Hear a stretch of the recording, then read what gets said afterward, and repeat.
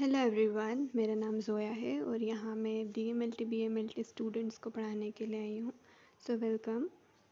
I hope आप सब अच्छे होंगे। और आज हमारा क्लास का टॉपिक जो है वो है लाइफ साइकिल ऑफ पैरासाइट। हमने लास्ट प्रीवियस क्लासेस में पढ़ा था पैरासाइटोलॉजी, उसका इंट्रोडक्शन, उसका क्लासिफिकेशन पढ़ा था और हम बेसिक चीज़ें अभी कवर कर रहे हैं ताकि हम जब आने वाली क्लासेस में जब पैरासाइट्स को डिस्कस करें तो आपको कुछ चीज़ें क्लियर हो, जो कि ज़रूरी भी है क्लियर होना, इसलिए हम इस क्लासेस में कवर कर रहे हैं। ओके, तो हम आज की क्लास शुरू करते हैं। तो अपना पूरा कंसंट्रेशन यहीं पर रखिए और पढ़िए, ठीक है। तो आज हम लाइफ साइकिल पढ़ रहे हैं पैरासाइट की, ठीक है। तो life cycle of parasite is complete in host में बी डायरेक्ट, सिंपल और इनडायरेक्ट, कॉम्प्लेक्स, ठीक है। तो जो लाइफ साइकिल होती है पैरासाइट की वो होस्ट के अंदर ही कंप्लीट होती है, या तो सिंपली या तो फिर इनडायरेक्टली, ठीक है। डायरेक्ट या फिर इनडायरेक्ट। डायरेक्ट क्या होती है कि जो डायरेक्ट लाइफ साइकिल होती है उसमें सिर्फ सिंगल होस्ट की ज़रूरत रहती है उस पैरासाइट को अपनी लाइफ साइकिल को कंप्लीट करने के लिए, ठीक है। तो कुछ पैरासाइट ऐसे होते हैं जिनको सिर्फ एक ही होस्ट की ज़रूरत रहती है अपनी लाइफ साइकिल को कंप्लीट करने के लिए, और कुछ पैरासाइट ऐसे होते हैं जिनको 2 होस्ट की भी ज़रूरत पड़ती है, 3 होस्ट की भी ज़रूरत पड़ती है, ठीक है। तो अब indirect okay, parasite require 2 host, ठीक है। इसमें 2 होस्ट की ज़रूरत पड़ती है, definitive host, intermediate host. Definite host के बारे में हमने पढ़ा था, राइट, कि डिफाइनाइटिव होस्ट ऐसे होस्ट होते हैं जिनमें पैरासाइट की सेक्सुअल साइकिल चलती है, ठीक है। इसमें वो सेक्सुअली रिप्रोडक्शन करते हैं। और जो इंटरमीडिएट होस्ट होते हैं वो इंटरमीडिएट होस्ट के अंदर एसेक्सुअल रिप्रोडक्शन होता है, ठीक है, पैरासाइट्स का। अब सम पैरासाइट्स रिक्वायर 3 होस्ट, कुछ पैरासाइट्स 3 होस्ट की भी रिक्वायरमेंट रखते हैं, जिसमें कि एक डिफाइनेटिव होस्ट रहेगा। डिफाइनाइट होस्ट तो एक ही रहेगा, ठीक है, और इंटरमीडिएट इस होस्ट इसमें 2 हो जाते हैं। ओके, नाउ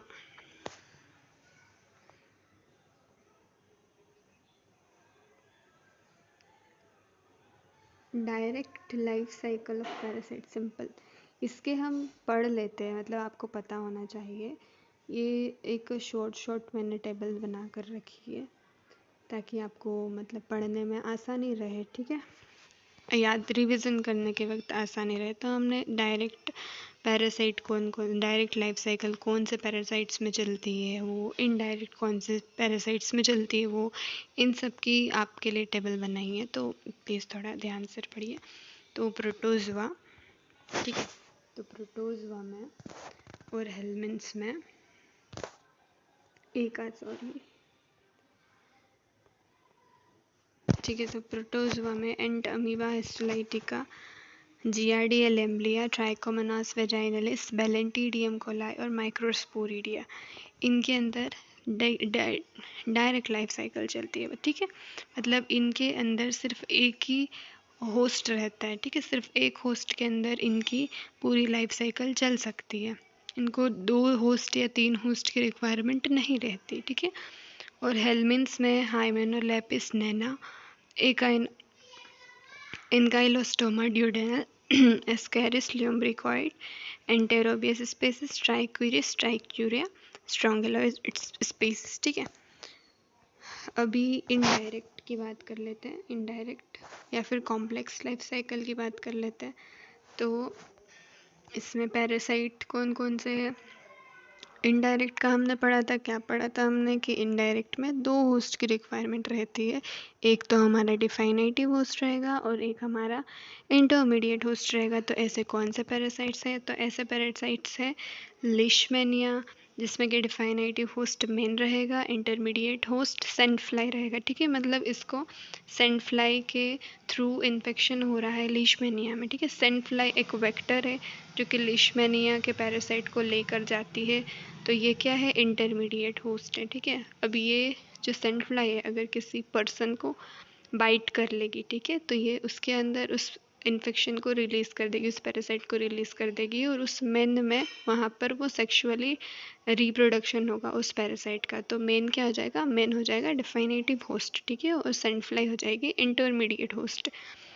नाउ ट्रिपैनोसोम, ऐसे ही इनमें जो इसमें हम पढ़ रहे हैं कि डिफाइनेटिव होस्ट मेन है और इंटरमीडिएट होस्ट ये सारे हैं। जैसे ट्रिपेनोसोमा क्रूजी में मेन डिफाइनेटिव है, रेडिविटबर्ग इंटरमीडिएट है, ट्रिपेनोसोमा ब्रूसी में मेन है, सीसी फ्लाई इंटरमीडिएट होस्ट है, टीनिया सोलिया में मेन डिफाइनेटिव है और पिग जो है वो इंटरमीडिएट है। ऐसे ही टीनिया सैजिनेटा में मेन डिफाइनेटिव है और काउ इंटरमीडिएट है।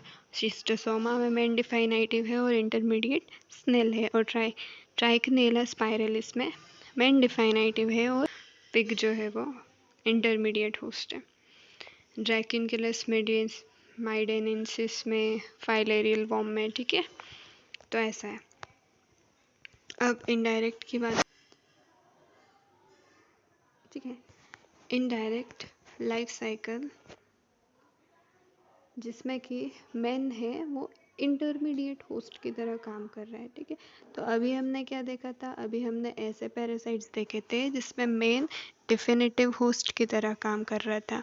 अब हम ऐसे पैरासाइट्स देखेंगे जिसमें कि मेन जो है वो इंटरमीडिएट होस्ट की तरह काम करेगा। तो सबसे पहले प्लाज्मोडियम हमने उसके पहले ही एक फर्स्ट क्लास या सेकंड क्लास आई थिंक उसमें ही हमने देखा था कि जो प्लाज्मोडियम है उसमें जो हम मेन है वो इंटरमीडिएट होस्ट की तरह काम करता है। और जो एनोफिलीस मॉस्किटो है जो वेक्टर है, ठीक है, जो ट्रांसमिट कर रहा है इन्फेक्शन को, वो डिफाइनेटिव होस्ट की तरह काम करता है। ओके, तो ठीक है, ये तो देख लिया हमने। अब बेप्सिया जो है वो डिफाइनेटिव होस्ट, इसमें टिक है। टिक वो होती है ना, हमने देखा होगा छोटी छोटी सी, मतलब बहुत ही छोटी कीड़े जैसी रहती है जो काउज या भैंस या इनके उस पर रहती है। वो छोटी सी ब्लैक कलर की रहती है। हम अब आगे पढ़ेंगे तो मैं आपको बताऊंगी, उसकी इमेज दिखाऊंगी कि कैसे रहती है, ठीक है। तो टिक वो रहती है, उसके थ्रू ट्रांसमिट होता है इन्फेक्शन, ठीक है, काउज में। जो इंटरमीडिएट होस्ट है वो मैन है। टॉक्सोप्लाज्मा गोंडी का डेफिनेटिव होस्ट कैट है और इंटरमीडिएट मैन है। एकाइनोकोकस ग्रैन्युलोसिस का डॉग है, मैन है। टीनिया सोलियम का पिग है, इंटरमीडिएट मैन है। ओके, तो गाइस अब हम पढ़ लेते हैं ऐसे होस्ट के बारे में जिनका एक डिफाइनेटिव होस्ट रहता है और दो इंटरमीडिएट होस्ट रहते हैं। ओके ओके, तो ऐसे पैरासाइट्स है डीलेटम, फेसियोकोला स्पेसिस और पैरागोनिमस, ठीक है। ये ऐसे पैरासाइट्स हैं जिनका डिफाइनेटिव होस्ट मेन रहता है और इनके दो इंटरमीडिएट होस्ट रहते हैं। तो फर्स्ट होस्ट तो इनका जैसे डीलेटम है, ठीक है, तो उसका साइक्लोप्स होगा। फेसियोकोला स्पीसीज का स्नेल रहेगा, पैरागोनिमस का स्नेल रहेगा और सेकंड डीलेटम का फिश रहेगा, फेसियोकोला का एक्वाटिक प्लांट रहेगा और पैरागोनिमस का क्रैब फिश रहेगा, ठीक है। अब ठीक है, ये सब तो हमने देख लिया। अब लैब डायग्नोसिस पे आ जाते हैं कि लैब डायग्नोसिस बेसिकली होता क्या है। अब हमने इन्फेक्शन हो रहा है किसी को, ठीक है, अब हमें उसकी डायग्नोसिस करनी है, पता लगाना है कि ये इन्फेक्शन कैसे हो रहा है। तो हमें पता है, लेकिन हमें ये पता करना होता है लैब डायग्नोसिस में बेसिकली कि किस वजह से हो रहा है ना, किस वजह से हो रहा है, तो हमें वो पता करना है। तो उसके लिए कुछ टेस्ट होते हैं, कुछ एग्जामिनेशन होते हैं, तो वो क्या होता है वो अभी हम पढ़ेंगे, ठीक है। ओके, लैब डायग्नोसिस के बारे में पढ़ते हैं। तो क्या बोल रहे हैं, on the basis of clinical feature and physical characteristics lab diagnosis depend करती है microscopy, culture, serology, skin test, है ना, मॉलिक्यूलर मेथड, जीनो डायग्नोसिस, इमेजिंग और हेमेटोलॉजी। मतलब कि जैसे किसी पेशेंट को इन्फेक्शन हुआ तो उसमें कुछ ना कुछ सिम्टम्स दिखते हैं ना, तो उन सिम्टम्स के बेसिस पर हम, और जो फिज़िकल कैरेक्टरिस्टिक्स होती है उनके बेसिस पर हम ये सारे टेस्ट लगाते हैं। माइक्रोस्कोपी करते हैं, हम कल्चर लगाते हैं, सीरोलॉजी टेस्ट करते हैं ना, स्किन टेस्ट करते हैं, मॉलिक्यूलर मेथड करते हैं, मॉलिक्यूलर मेथड में हम जनरली पीसीआर करते हैं, ठीक है, जीनो डायग्नोसिस करते हैं, इमेजिंग करते हैं, हेमेटोलॉजिकल टेस्ट लगाते हैं, ठीक है। इनके बारे में हम पढ़ेंगे तो अभी घबराने की ज़रूरत नहीं है। ये चीज़ें आपको बस बेसिक है जो आपको याद रखना है, इसलिए मैं बता रही हूँ, ठीक है। तो हम माइक्रोस्कोपी पढ़ते हैं, ठीक है, माइक्रोस्कोपी पढ़ते हैं। तो माइक्रोस्कोपी में क्या होता है, specimen should be collected for definitive diagnosis of parasitic infection. तो इसमें हम जो स्पेसिमेन होते हैं वो जिस भी साइट पे इन्फेक्शन कॉज हो रहा है उस साइट का हम सैंपल कलेक्ट करेंगे।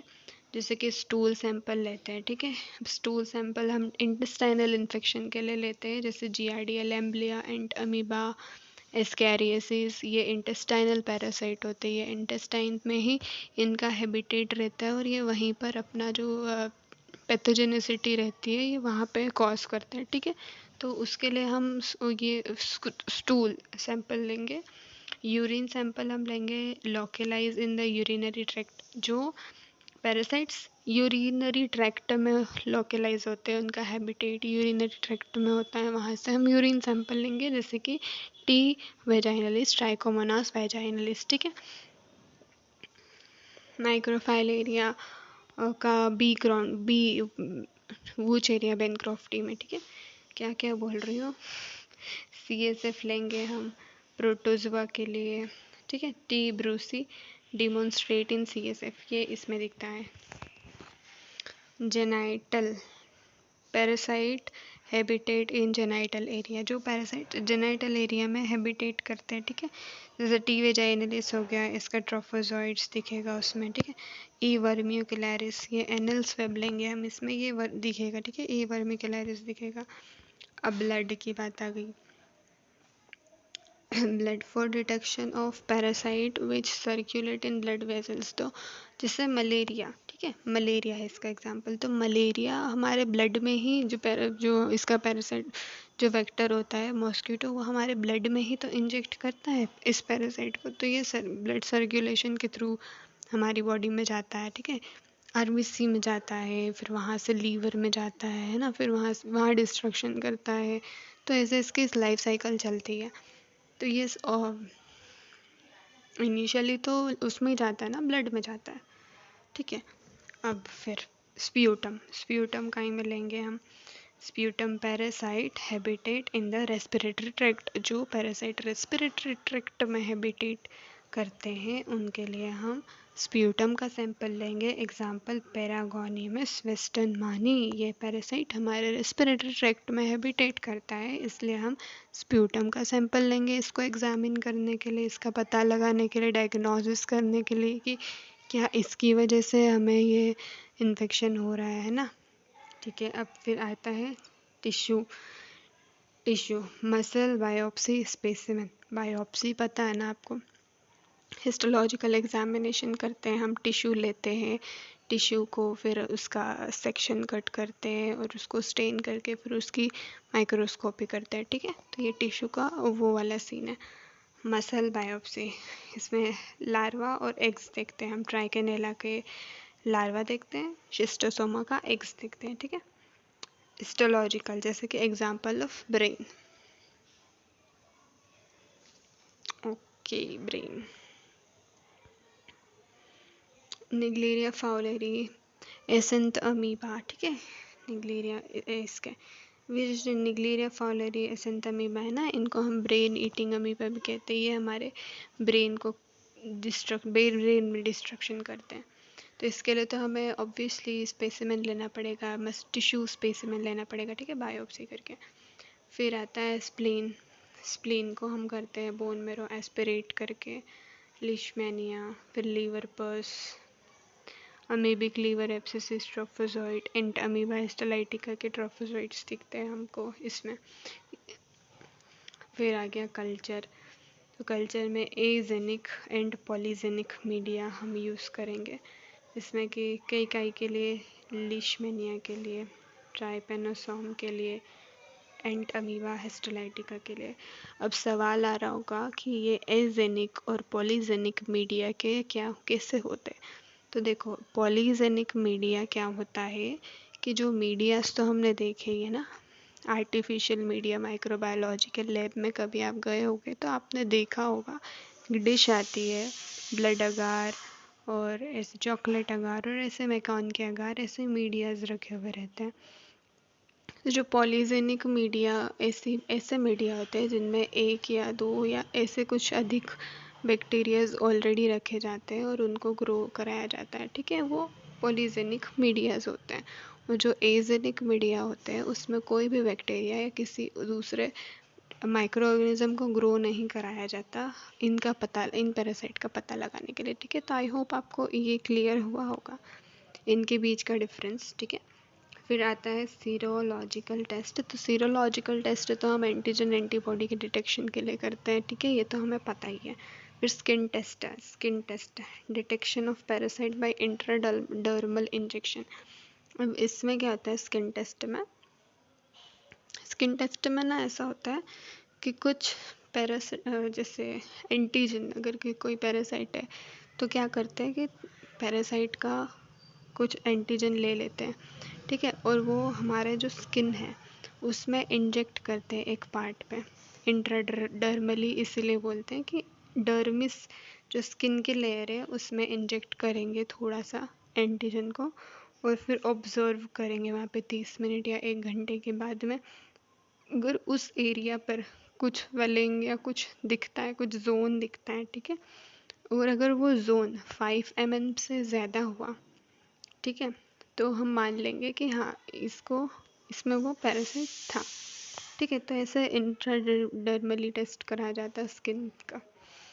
आई होप आपको समझ में आया होगा। फिर molecular method PCR DNA probe method है ना, इनसे हम डीएनए को एम्पलीफाई करके पता कर सकते हैं, हर छोटी से छोटी चीज़ का हम पता लगा सकते हैं। सबसे ज़्यादा सेंसिटिव यही रहता है, ठीक है। बट मैं गवर्नमेंट एग्ज़ाम की बात करूँ तो ये नहीं पूछा जाएगा आपसे।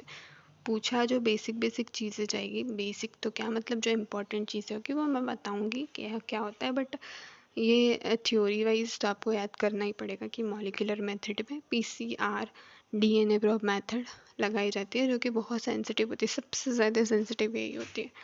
फिर xenodiagnosis detection of low level parasite, okay.